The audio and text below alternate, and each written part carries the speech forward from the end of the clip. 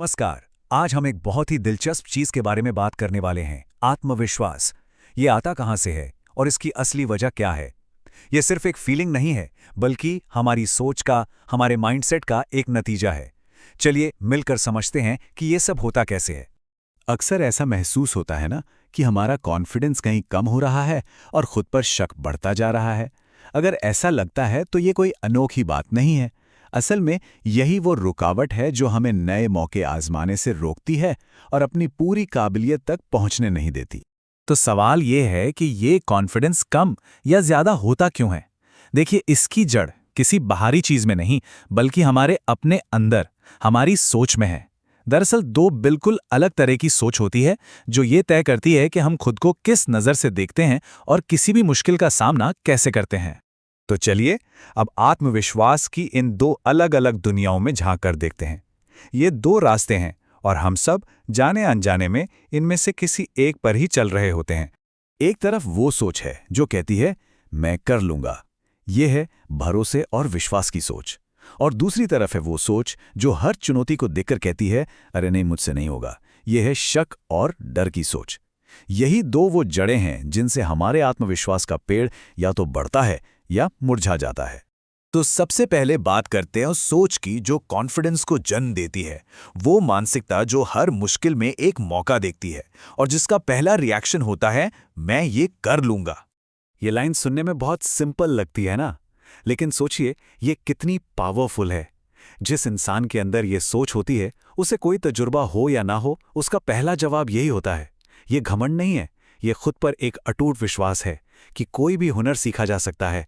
और जब सोच ऐसी होती है ना, तो कमाल की चीजें होती हैं। इस सोच वाले लोग रिस्क लेने से घबराते नहीं। उनका खुद पर भरोसा बहुत गहरा होता है। वे प्रॉब्लम पर नहीं, बल्कि उसे सुलझाने पर, यानी सॉल्यूशन पर फोकस करते हैं। फैसले तेजी से लेते हैं और हाँ, अगर फेल भी हो जाएं, तो उसकी जिम्मेदारी खुद लेते हैं, किसी और पर नहीं डालते। अच्छा, अब सिक्के का दूसरा पहलू देखते हैं। वो सोच जो असल में कॉन्फिडेंस की दुश्मन है, वो सोच जो मन में सिर्फ और सिर्फ शक और डर भर देती है।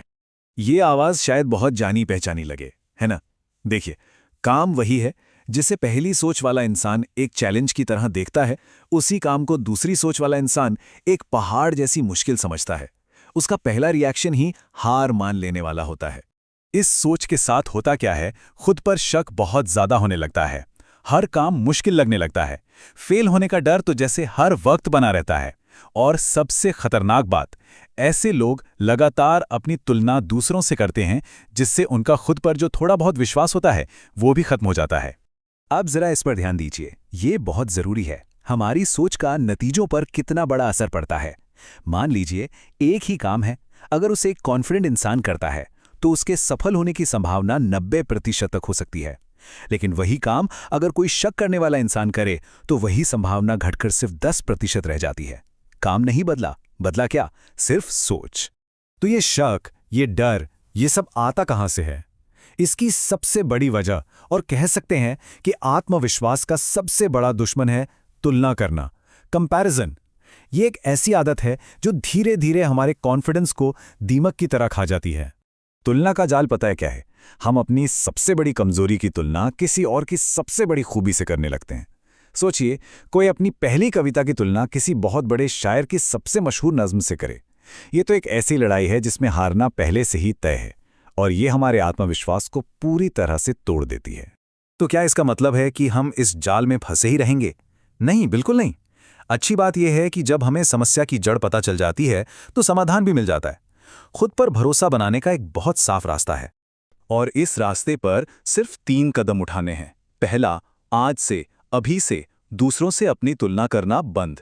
दूसरा, हम जैसे भी हैं, जो भी हैं, खुद को पूरी तरह से स्वीकार करें। और तीसरा, अपने मन में अच्छे और पॉजिटिव विचारों को ठीक वैसे ही सींचें जैसे एक माली बगीचे में अच्छे पौधे लगाता है।